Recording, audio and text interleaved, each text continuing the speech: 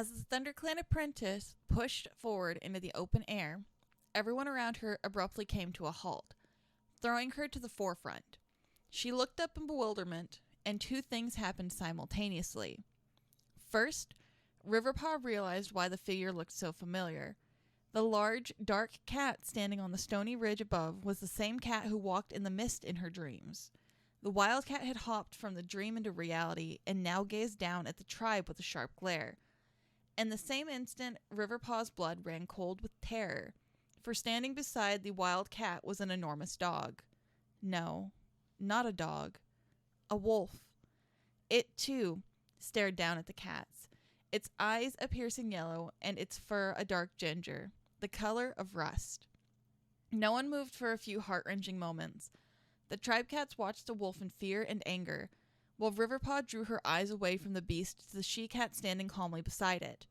Her eyes, Riverpaw realized with a chill, were blazing green. She wasn't sure why this set her heart racing. Without warning, the wild brown she-cat's eyes focused on Riverpaw, and the two were locked in a stare. In that moment, something seemed to pass between the two. Riverpaw felt her fear drift away. Despite the cat's ferocious appearance and her strange wolf companion, the ThunderClan apprentice suddenly felt there wasn't anything to be worried about. This cat meant no harm. In fact, she looked a little scared. The wildcat took a step toward Riverpaw, and Riverpaw found herself doing the same. Before they could grow any closer, however, Ashheart was there, leaping in and hissing at the newcomers. The eye contact was broken, and the wildcat's gaze grew fierce again. She let out a vicious snarl, a sound that should not come from a cat. The tribe cats took a step back, but Ashheart held his ground, protecting his apprentice. Riverpaw, back in the cave. Now. The she-cat hesitated. She glanced at the wolf and suddenly realized how terrified she should be.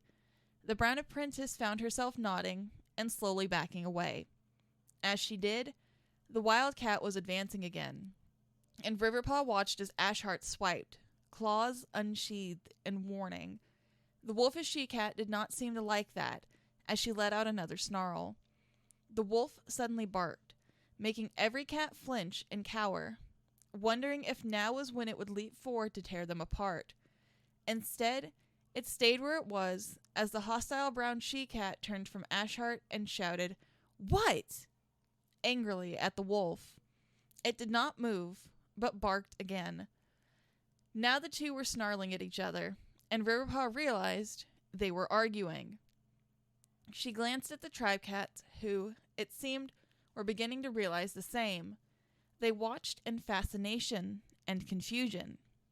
Finally, the barking battle ended when the wildcat turned back to Ashheart again, who tensed. Swallowing with difficulty, the she-cat meowed. "Need cats help." Warriors and tribes stared in silence. The she-cat seemed to grow uncomfortable, scrunching up her muzzle. The wolf barked encouragement, and her next words were laced with a growl. "Help us, and we owe cats." Another stretch of silence. Finally, Lightning let out a sharp, incredulous laugh. "You must be joking. Why would we help you?" The wildcat's eyes flashed with green fire, and she took one step toward the tom. The wolf barked a warning. "You must follow us. We give information. Help cats." Her tail was flicking with annoyance, as if she couldn't believe she was even discussing this. "Follow you? So you can lead us to our deaths?" Featherfall's voice rose from the crowd. She was staring at the wolf with wide eyes, chuckling nervously. "Fat chance. None of us are stupid enough to fall for that." "This not joke," the wild brown cat thundered suddenly, her voice holding that wolf-like snarl. Featherfall flinched, and the cats shared an uneasy glance. It was clear none of them believed a word these strange creatures were saying, and the newcomers sensed this. With a harsh growl, the she-cat advanced menacingly. Ashart was still the closest to her, and now, seeing her approach with the intent to fight, he readied himself. Before the two could clash, there was a flash of russet fur, and the cats called out in alarm. The wolf had jumped between Ashart and the she-cat. Riverpaw felt her legs move and found herself standing beside her mentor, ready to defend him, as he had her. Stonepaw was there too, and Lily, Lightning, and Duskfall. They formed a line to protect the other cats, but it was not them who the wolf was after. It had its back to them and was growling at the wild cat. Protecting us, Riverpaw thought with awe coursing through her. Another argument erupted in barks and snarls, until the cat took another step toward the wolf. Riverpaw expected it to react by biting the cat's head with its huge, thorny teeth, but instead, it lowered itself onto its stomach. The wild she-cat puffed out her chest, and the wolf lowered its head to the ground in submission.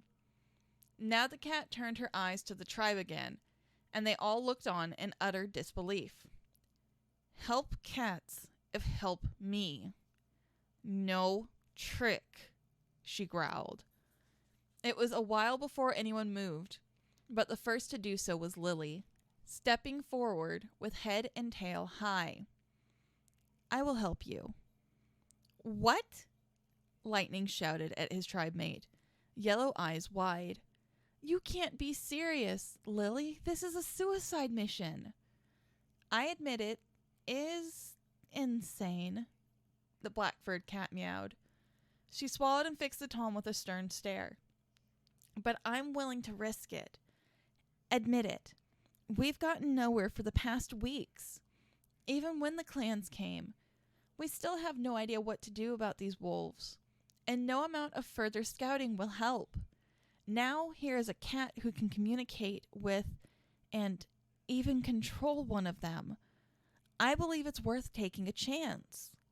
She turned to look at the others. This could be the breakthrough we've been waiting for. If I must, I will go alone to pursue it. What about the plan? Rowan Shadow meowed, eyes flicking nervously to the wolf. Lily didn't respond, but it was clear from the tilt of her head and her flicking tail what she was thinking. Whatever plan they had been talking about the past few days was no real solution. After another few moments of stillness, a tribe cat stepped forward. It was Flake, the white Tom from Riverpaw's group. I will accompany you. And I, Leaf, the brown-gray she-cat, quickly put in, stepping forward beside the Tom. Riverpaw placed one paw forward, opening her mouth to volunteer when Ashart's tail slapped over it. Stand down, he growled. There was a warning in the Tom's eyes, and a spark of fear. For a moment, the she-cat was angry at her mentor. Why does he have to be so overprotective? Coward! She was about to spit the words at him through the fur on his tail, but something made her pause. Looking closer, she could see the fear wasn't cowardice. It was concern. There was confusion in his expression, and anger, and dismay. He didn't know why she had been approaching that cat. He didn't know what to make of this new threat, and he was afraid for her. Riverpaw didn't know how she hadn't seen it before, but it made her anger dissolve. Quietly, she touched the Tom's shoulder with her tail and gave him a meaningful look that said, I'll back away. I'm sorry. She saw his tense shoulders relax slightly, and relief colored his expression. It was Duskfall who spoke up next. I'll come as well. Someone has to protect those pretty she-cats. Lily gave the Tom a grateful nod, despite his comment. Mosslegs volunteered as well, glancing at her clanmate with a look that said, and I have to make sure you don't do something stupid. With their group formed, the rest of the cats watched as Lily and the others followed the wolf and the wildcat. As they disappeared beyond the ridge, Lightning immediately turned and raced into the cave. The tribe cats murmured fearfully among themselves. and then the clan cats looked at each other with wide eyes. Riverpaw could only keep her gaze trained on the spot where the wild wolf cat's tail tip had vanished, a part of her strangely hoping to see it again.